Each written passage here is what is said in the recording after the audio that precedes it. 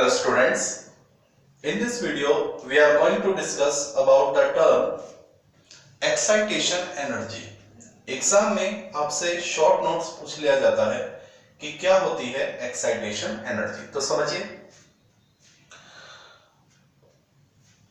प्यारे बच्चों, जैसा आपको मालूम है हमारे एटम में वी हैव न्यूक्लियस और न्यूक्लियस के बाद कुछ एनर्जी लेवल होते हैं के एल एम एन, जिसको हम 1 n equal to 1 n equal to 2 n equal to 3 n equal to 4 मानते हैं। और हाइपोथेटिकली हम ये भी मान लेते हैं कि क्या पता इसके बाद भी कोई एनर्जी लेवल हो सकते हैं। तो जो n इक्वल टू 1 है उसको हम क्या बोलते हैं? Ground state. तो हम बात करेंगे उस इलेक्ट्रॉन की जो ग्राउंड स्टेट में है। तो वो इलेक्ट्रॉन जो कहां है? ग्राउंड स्टेट में।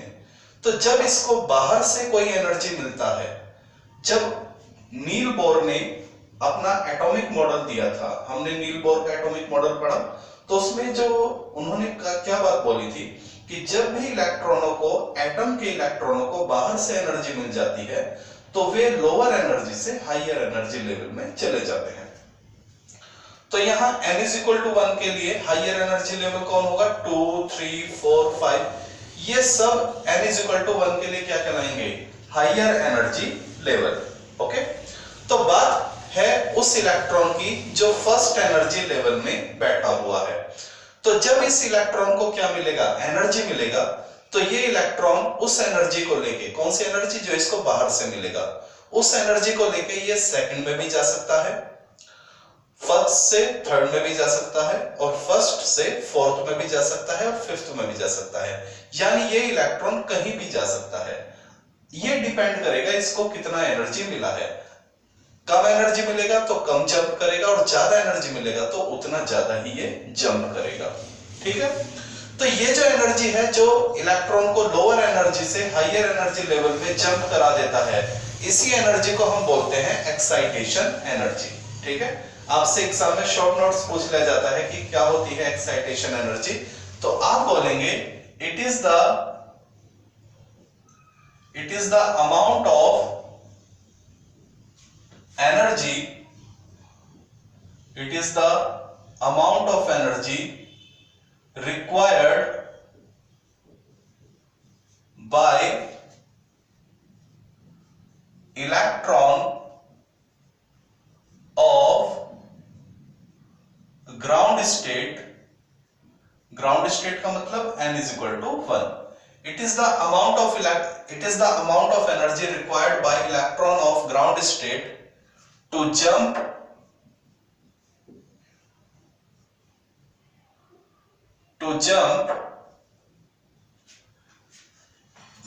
into higher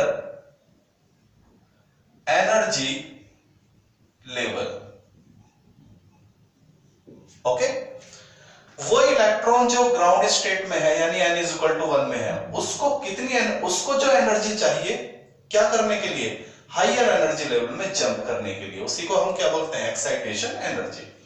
अब जरा ध्यान देना, एग्जाम में कुछ चीजें आपसे पूछी जाती हैं।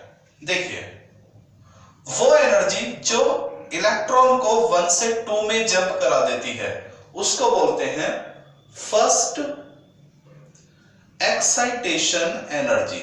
First excitation energy. First excitation energy क्या है? जो इलेक्ट्रॉन को n इज इक्वल टू 1 से n इज इक्वल टू 2 में जंप करा दे, 1 से 2 में। तो इसकी वैल्यू कैसे निकलेगी? तो देखिए, हायर माइनस लोअर। तो कहा गया था 2 में, कहां से? 1 से। ओके, कई बार एग्जाम में आपसे पूछ लिया जाता है सेकंड एक्साइटेशन एनर्जी बताइए। सेकंड एक्साइटेशन एनर्जी, तो सेकंड एक्साइटेशन एनर्जी क्या होती है? वो एनर्जी जो इलेक्ट्रॉन को 1 से 3 में पहुंचा दे, वो एनर्जी जो इलेक्ट्रॉन को 1 से 3 में जंप करा दे, यानी E3 माइनस E1। आपसे एग्जाम में यह भी पूछा जा सकता है थर्ड एक्साइटेशन एनर्जी क्या होगी? थर्ड एक्साइटेशन एनर्जी, तो वो एनर्जी जो इलेक्ट्रॉन को n इज इक्वल टू 1 से n इज इक्वल टू 4 में जंप करा दे, यानी E4 माइनस E1। क्लियर हो गया? आपसे ये भी पूछा जा सकता है फोर्थ एक्साइटेशन एनर्जी क्या होगा। वैसे एग्जाम में ज्यादातर 1 2 3 ही पूछे जाते हैं, लेकिन फिर भी तो फोर्थ एक्साइटेशन एनर्जी होगा जो इलेक्ट्रॉन को 1 से सीधा 5 में लेके जाए, तो E5 माइनस E1। तो क्लियर हो गया? What is first excitation energy? The energy which jump the electron from ground state to second energy level. Second excitation energy क्या होगा? The amount of energy which jump the electron ground state to third energy level. तो मेरे ख्याल से आपको समझ में आ गया होगा। तो एग्जाम में कोई सा भी आपसे पूछ लिया जाता है, तो इनकी वैल्यूज कैसे निकलेगी? तो देखिए, इन द प्रीवियस वीडियो हमने किसी भी एनर्जी लेवल की टोटल एनर्जी का फॉर्मूला ड्राइव किया था -13.6 अपॉन n स्क्वायर। तो n इज इक्वल टू 1 2 3 रख के अलग अलग एनर्जी लेवल की एनर्जी आपको पता चल गई थी। तो यहां से E2 की वैल्यू कितनी है? माइनस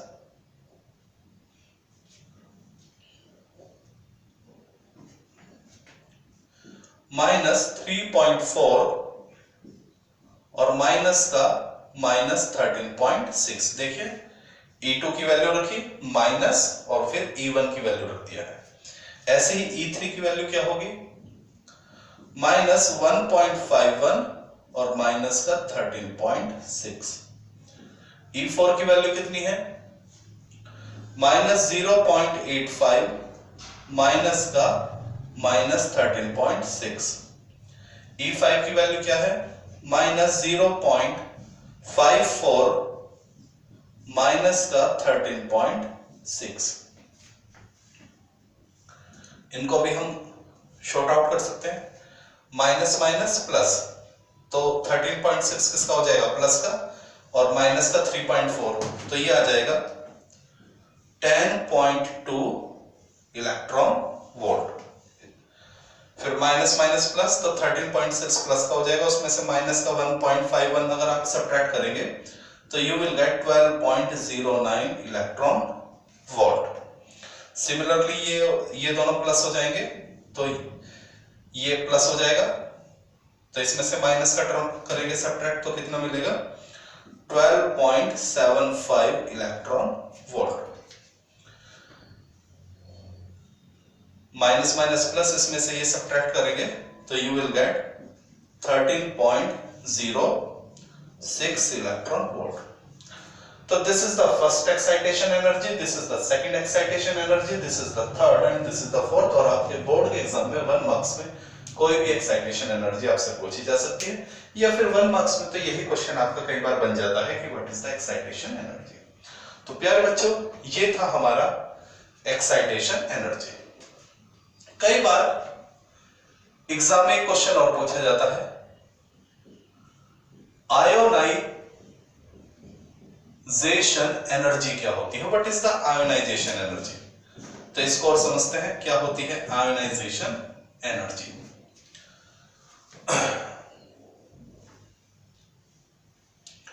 तो यहां हम उसी इलेक्ट्रॉन की बात करेंगे जो कहां है? ग्राउंड स्टेट में। ठीक है, तो देखिए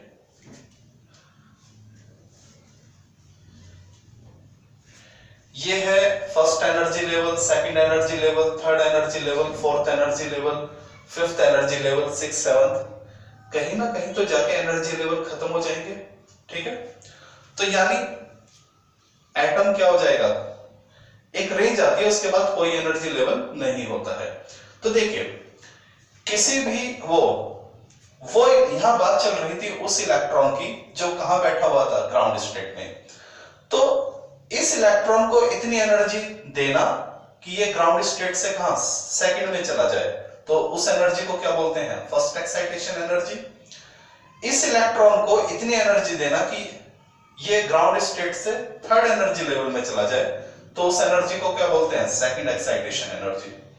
इस इलेक्ट्रॉन को इतनी एनर्जी देना, कौन सा इलेक्ट्रॉन जो ग्राउंड स्टेट में है, इतनी एनर्जी देना कि ये फर्स्ट से फोर्थ में चला जाए, तो इसको हम बोलेंगे थर्ड एक्साइटेशन एनर्जी। क्लियर? अब मान लीजिए ये जो इलेक्ट्रॉन जो कहां बैठा है, ग्राउंड स्टेट में बैठा है n=1 में, हमने इसको इतना एनर्जी दिया कि ये एटम से बाहर ही चला जाए। ध्यान दीजिए, वो इलेक्ट्रॉन जो n=1 में है, इसको इतना एनर्जी दो कि ये कहां चला जाए, एटम से बाहर ही चला जाए, आउट ऑफ एटम, एटम से बाहर चला जाए। तो एटम के बाहर यानी इनफाइनाइट पे, ठीक है, यानी E इनफाइनाइट, और E इनफाइनाइट की वैल्यू क्या होगी, 0। E इनफाइनाइट का मतलब होता है आउट ऑफ एटम, एटम से बाहर चला जाना। ठीक है, तो अगर यहां पे हम E इनफाइनाइट निकालेंगे तो m की जगह क्या रखना पड़ेगा, इनफाइनाइट, और मैथ्स हमें क्या कहता है, कुछ अपॉन इनफाइनाइट हमेशा क्या होता है, 0। क्लियर? तो एटम के बाहर एनर्जी क्या होती है, 0 होती है। तो जरा ध्यान देना, सबसे पहले अगर आपसे 1 मार्क्स में यही पूछ लिया जाए कि आयोनाइजेशन एनर्जी क्या होती है, तो वो इलेक्ट्रॉन जो कहां है, ग्राउंड स्टेट में, उसको इतनी एनर्जी दीजिए कि वो एटम के बाहर चला जाए, तो उस एनर्जी को बोलते हैं ionisation energy. It is the amount of energy required by electron of ground state to jump out the atom, jump out the atom, atom से ही बाहर चला जाए। ठीक है, तो ये थी इसकी डेफिनेशन, और एग्जाम में कई बार इसकी क्या पूछ ली जाती है, वैल्यू पूछ ली जाती है कि भाई आयोनाइजेशन की एनर्जी बताइए। तो आयोनाइजेशन की देखिए, एक्साइटेशन की तो कई सारी वैल्यू होती है, first excitation value, second excitation value, third excitation value, लेकिन प्यारे बच्चों आयोनाइजेशन एनर्जी एक ही होती है। ठीक है, तो जरा ध्यान देना क्या होगी आयोनाइजेशन एनर्जी। तो देखिए इलेक्ट्रॉन कहां गया है, n=1 से एटम के बाहर। ठीक है, तो एटम E- कहां से चला है, n=1 से, और कहां पहुंच गया, एटम के बाहर पहुंच गया। क्लियर हो गया? ओके, तो E इनफाइनाइट की वैल्यू क्या होती है, 0, E1 की वैल्यू -13.6, तो माइनस माइनस प्लस 13.6, और यूनिट क्या चल रही है, इलेक्ट्रॉन वोल्ट। तो this is the ionisation energy. Definition आपसे पूछ लेता है और कई बार न्यूमेरिकल वैल्यू आपसे पूछ लेता है। तो प्यारे बच्चों, यहां हमने 2 टॉपिक कवर किए, आयोनाइजेशन एनर्जी क्या होता है और वो excitation energy and ionization energy. क्या ये बात समझ में आ गई? क्लियर? चलिए, now move on the next topic.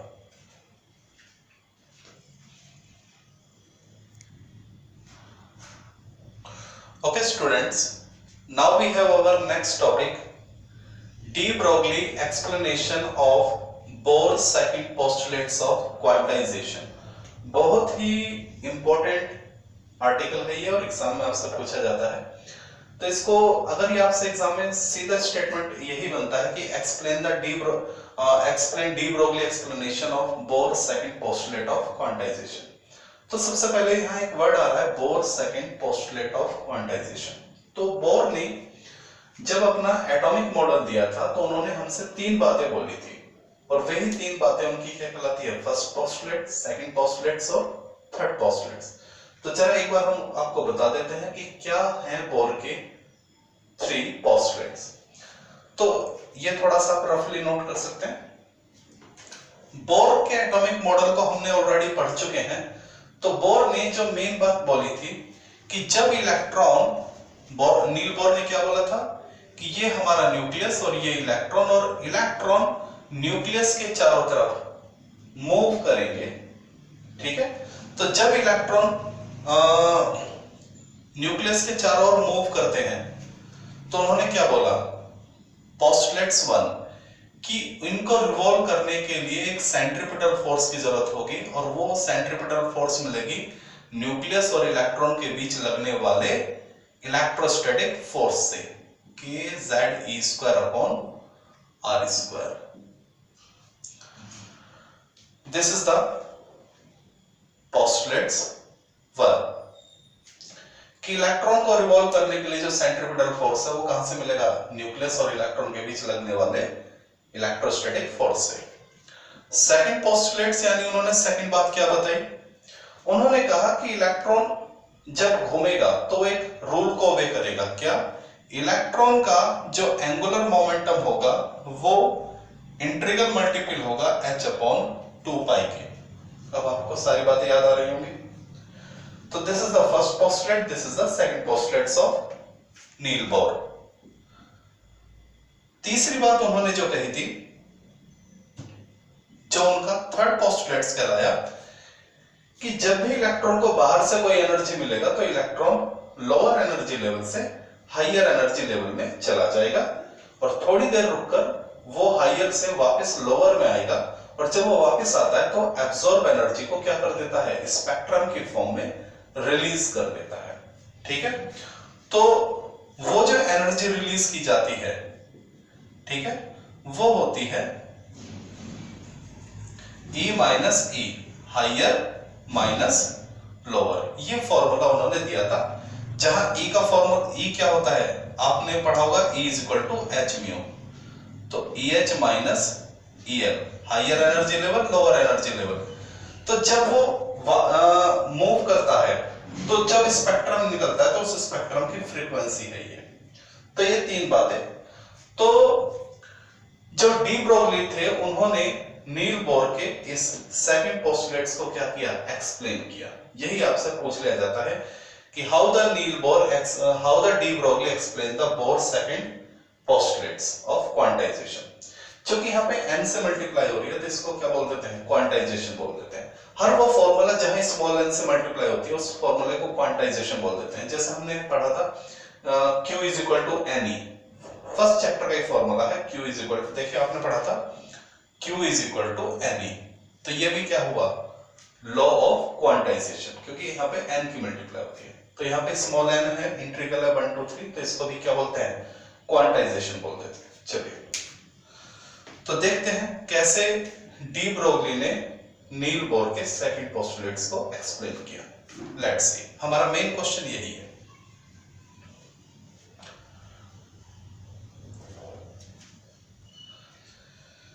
तो देखिए,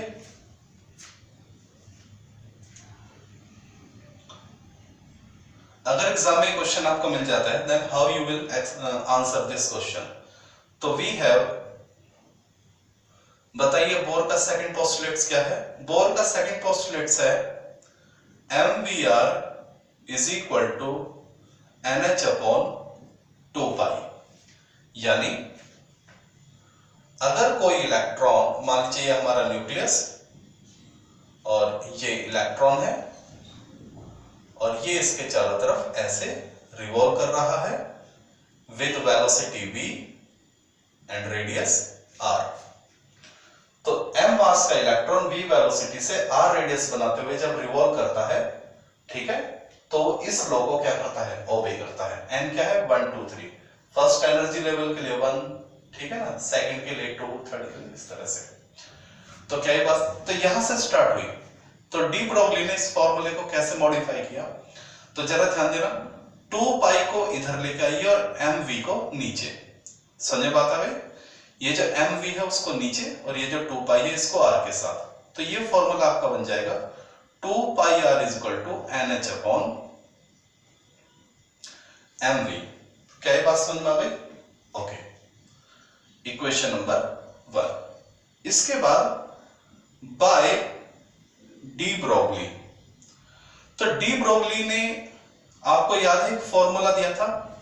पहली बात तो डी ब्रोगली ने क्या बात कही थी? डी ब्रोगली ने कहा था कि हमारे नेचर में, हमारे यूनिवर्स में जब भी कोई मास मोशन करता है तो वो एक वेव को रिप्रेजेंट करता है और उस वेव के लिए उन्होंने एक फॉर्मूला दिया था,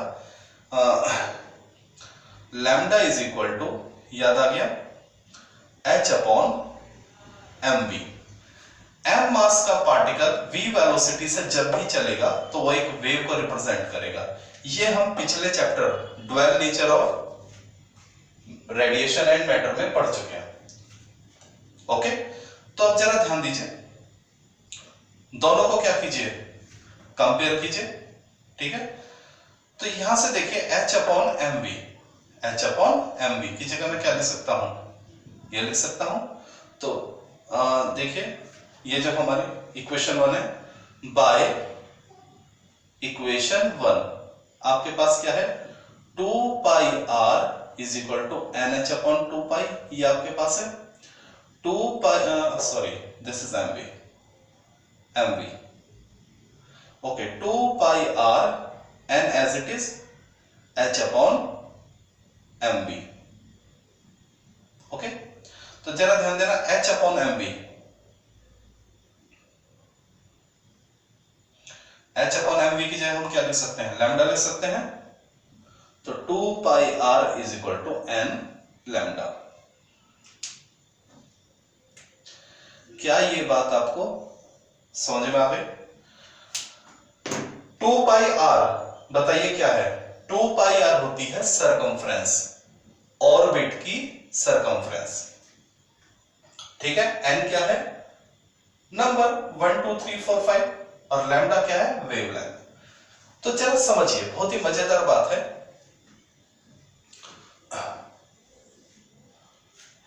क्या कहा डी ब्रोगली ने, नील बोर ने तो ये कहा कि इलेक्ट्रॉन कैसे ऐसे रिवॉल्व करेगा, गोल गोल चलेगा, ठीक है ना। लेकिन डी ब्रोगली ने कहा कि भाई जो इलेक्ट्रॉन है वो सीधा ऐसे ऐसे बिल्कुल स्ट्रेट सर्कुलर नहीं चलेगा, क्योंकि डी ब्रोगली ने कहा कि इलेक्ट्रॉन के पास क्या है, मास, और उन्होंने क्या कहा था कि जब भी कोई मास चलता है तो वो एक वेव को रिप्रेजेंट करेगा। तो जरा ध्यान देना, 2 pi r is equal to n lambda. तो डी ब्रोगली ने क्या बोला, उन्होंने कहा, देखिए डी ब्रोगली ने कहा कि बोर से कि भाई आप जो ये कह रहे हैं ना इलेक्ट्रॉन बिल्कुल इस तरह से चलेगा, उन्होंने कहा इलेक्ट्रॉन ऐसे नहीं चलेगा। एक्चुअली इलेक्ट्रॉन जब चलेगा तो वो एक वेव की फॉर्म में चलेगा, ये इस तरह से। ये बात डी ब्रोगली ने नील बोर को कही। नील बोर ने तो क्या बोला कि इलेक्ट्रॉन बिल्कुल सर्कुलर चलेगा, जबकि डी ब्रोगली ने कहा कि आपका इलेक्ट्रॉन बिल्कुल सर्कुलर नहीं चलेगा, वो ऐसे एक वेव की फॉर्म में चलेगा, जिसको हम बोलते हैं वेव पैकेट। यानी डी ब्रोगली ने कहा कि जब इलेक्ट्रॉन ऑर्बिट में चलता है तो वो एक वेव बनाता है। क्या बोला डी ब्रोगली ने, according to de Broglie, when electron revolve in orbit it form a wave। De Broglie ने कहा कि जब इलेक्ट्रॉन ऑर्बिट में चलेगा तो वो क्या बनाएगा, एक वेव बनाएगा। ठीक है, कैसे देख लीजिए। उन्होंने कहा, देखिए n is equal to 1, n is equal to 2, n is equal to 3, first energy level, second energy level, third energy level. ठीक है, तो देखिए उन्होंने कहा फर्स्ट एनर्जी लेवल यानी n is equal to 1, तो सरकमफ्रेंस किसके बराबर हो जाएगी, लैम्डा के बराबर हो जाएगी। देखिए n is equal to 1, तो यहां पर 2 पाई r किसके बराबर हो जाएगा, लैम्डा के बराबर हो जाएगा। यहां पर 2 पाई r किसके बराबर हो जाएगा, 2 लैम्डा के बराबर। n की वैल्यू रखिए ना बेटा, n की वैल्यू क्या है, 1 2 3। यहां पर 2 पाई r किसके बराबर हो जाएगा, 3 लैम्डा के बराबर हो जाएगा। फर्स्ट एनर्जी लेवल के लिए n1, सेकंड एनर्जी लेवल के लिए n2, थर्ड एनर्जी लेवल के लिए n क्या हो जाएगा, 3 हो जाएगा। क्लियर हो गया? तो डी ब्रो, अब जरा एक बात समझिए, 11th क्लास में आपको एक बात बताई थी,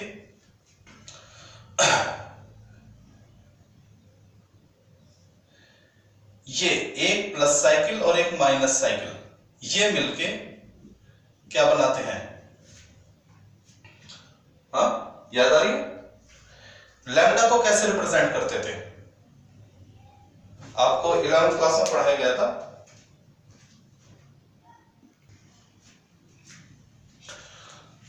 ये थोड़ा सा नोट कीजिए, ये जो होता है ये एक लैम्डा के बराबर होता है, ठीक है। तो डी ब्रोगली ने कहा जनरल फॉर्मूला क्या था, जनरल फॉर्मूला था 2 pi R is equal to N lambda. तो फर्स्ट एनर्जी लेवल के लिए n क्या हो गया 1, तो 2 पाई आर किसके बराबर हो गया लैम्डा के। तो उन्होंने कहा जो सरकमफ्रेंस होगी यानी जो पूरी ऑर्बिट होगी उसमें वेव कैसे बनेगी, लैम्डा के बराबर बनेगी, यानी इतनी वेव बनेगी। ऐसी सेकंड एनर्जी लेवल में जो सरकमफ्रेंस है वो किसके बराबर होगी, 2 लैम्डा के। तो 2 लैम्डा यानी एक वेवलेंथ, इतनी वेव बनेगी सेकंड ऑर्बिट में। थर्ड ऑर्बिट में यानी 2 पाई आर किसके बराबर होगा, 3 लैम्डा के। तो वहां कितना वेव बनेगा, 1 2 3।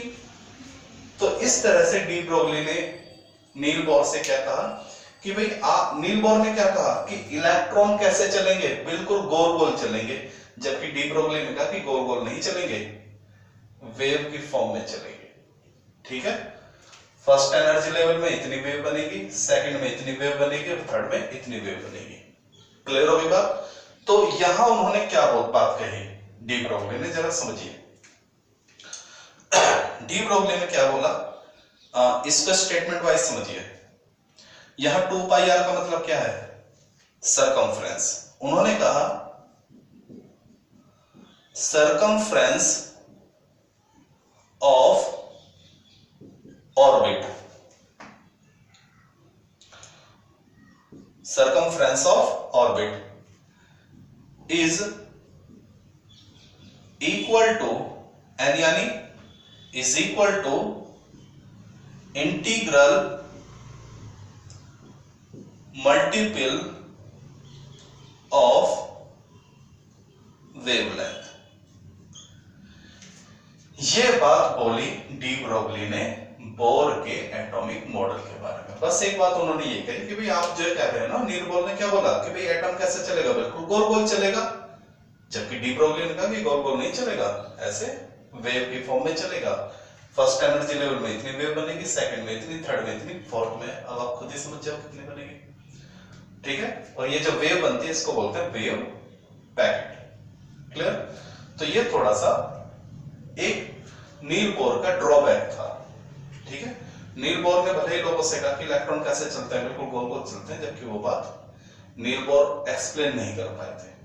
तो फिर डी ब्रोगली ने कहा कि भाई गोल गोल नहीं चलते हैं, वेव की फॉर्म में चलते हैं। तो ये था, बहुत ही अच्छा क्वेश्चन था ये आपका, ठीक है। चलिए अब यही बात चली डी ब्रोगली के ड्रॉबैक के बाद, वो बोर मॉडल के ड्रॉबैक के बारे में, क्योंकि हमने सबसे पहले अपने चैप्टर की स्टार्टिंग कहां से करी थी, थॉमसन एटॉमिक मॉडल, उसमें कमी आई, रदरफोर्ड एटॉमिक मॉडल, उसमें कमी आई, और फिर अपना लास्ट एटॉमिक मॉडल किसने दिया, नील बोर ने, जो आज तक एप्लीकेबल है, लेकिन उसमें भी कुछ कमियां हैं।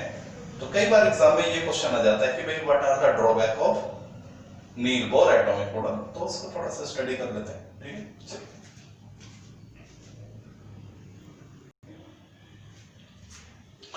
ओके स्टूडेंट्स, अगर एग्जाम में आपसे पूछ लिया जाए कि what are the drawback of Bohr atomic model, तो समझिए क्या कमियां थी बोर एटॉमिक मॉडल में।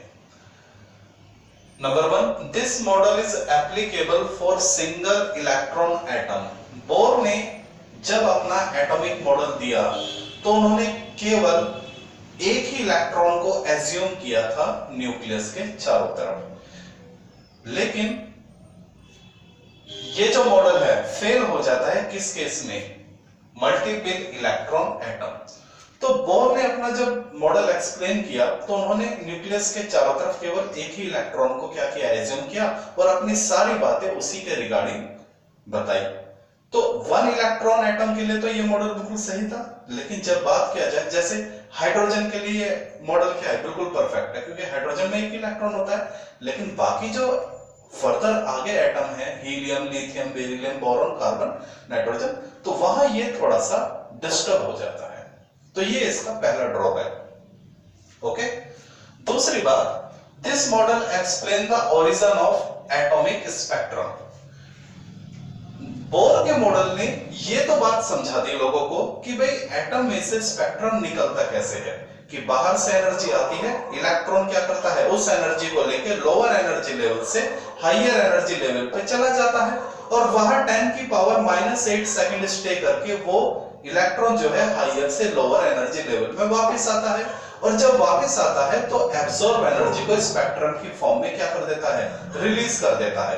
यानी नील बोर ने स्पेक्ट्रम के ओरिजिन को तो क्या किया, एक्सप्लेन किया, लेकिन वो जो स्पेक्ट्रम था उसका स्ट्रक्चर कैसा होगा इस बारे में नील बोर कुछ नहीं बता पाए।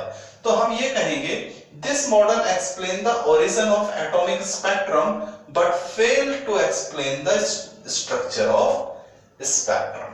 तो वैसे तो इसके और भी कई सारे ड्रॉबैक हैं, लेकिन हम केवल ये दो ड्रॉबैक डिस्कस करेंगे जो हमारे एनसीईआरटी में हैं, ठीक है। वैसे और भी कई सारे ड्रॉबैक हो सकते हैं जैसे, लेकिन ये मैंने दो ड्रॉबैक लिखे हैं जो अपनी एनसीईआरटी में गिवन है, बाकी अगर आप और भी लिखना चाहें। तीसरा ड्रॉबैक इसका क्या बन सकता है, अभी पिछले आर्टिकल में हमने बात करी कि नील बोर ने क्या बोला था कि इलेक्ट्रॉन कैसे चलते हैं, बिल्कुल गोल गोल चलते हैं, जबकि डी ब्रोगली ने क्या बोला था कि भी आपके इलेक्ट्रॉन गोल गोल नहीं चलेंगे सर, ऑर्बिट में वेव की फॉर्म में चलेंगे। तो यानी ये जो मॉडल था, this model fail to explain the wave nature of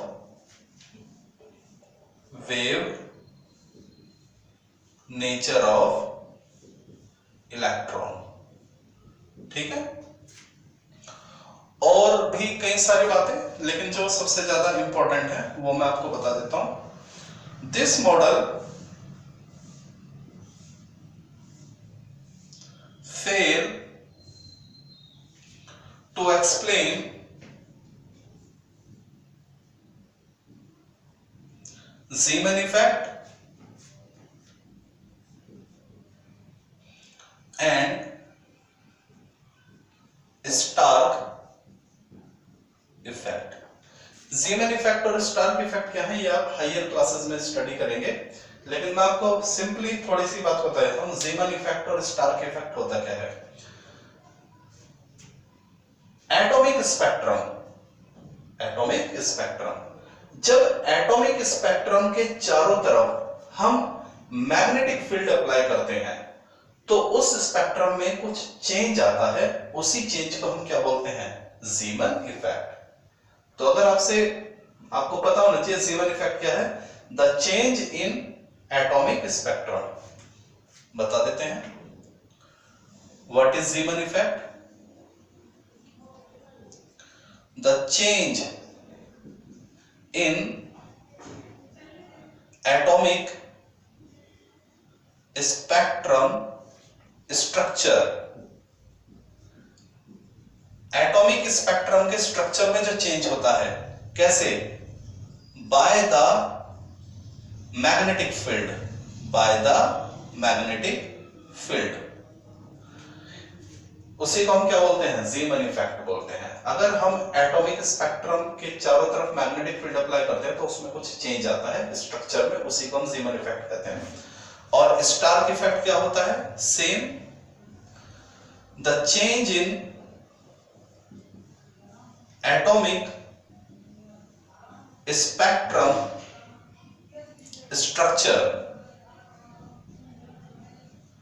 by electric field. Okay, magnetic field की वजह से एटम के स्पेक्ट्रम में जो चेंज आता है उसको ज़ीमन इफेक्ट कहते हैं, और इलेक्ट्रिक फील्ड की वजह से एटम के स्पेक्ट्रम के स्ट्रक्चर में जो चेंज आता है उसी को क्या बोलते हैं, स्टार्क इफेक्ट। तो दोनों में कॉमन चीज क्या है, change in the structure of atomic spectrum. अगर वो होता है मैग्नेटिक फील्ड से तो ज़ीमन इफेक्ट कहलाता है, और इलेक्ट्रिक फील्ड से होता है तो स्टार्क इफेक्ट। तो ये जो फर्स्ट और सेकंड ये अपने एनसीईआरटी में ही है, बाकी ये थोड़ा सा हमने अपनी तरफ से लिख दिया। तो अलग अलग किताबों में और भी सारे ड्रॉबैक हैं, लेकिन एग्जाम में अगर ये क्वेश्चन आता है तो hardly it will come 1 marks में 2 मार्क्स नहीं आएगा, इससे ज्यादा नहीं आएगा। तो थोड़े से ही ड्रॉबैक याद रखें और अच्छे ड्रॉबैक याद रखें, ठीक है। तो ये आपका जो चैप्टर था थ्योरेटिकली लगभग क्या हो चुका है, क्लोज हो चुका है। In the next video we will do some good numerical of NCERT and the numerical which have already come in board. तो एनसीईआरटी का और जो आपके बोर्ड में कुछ अच्छे न्यूमेरिकल आ चुके हैं उनको हम नेक्स्ट वीडियो में डिस्कस करेंगे।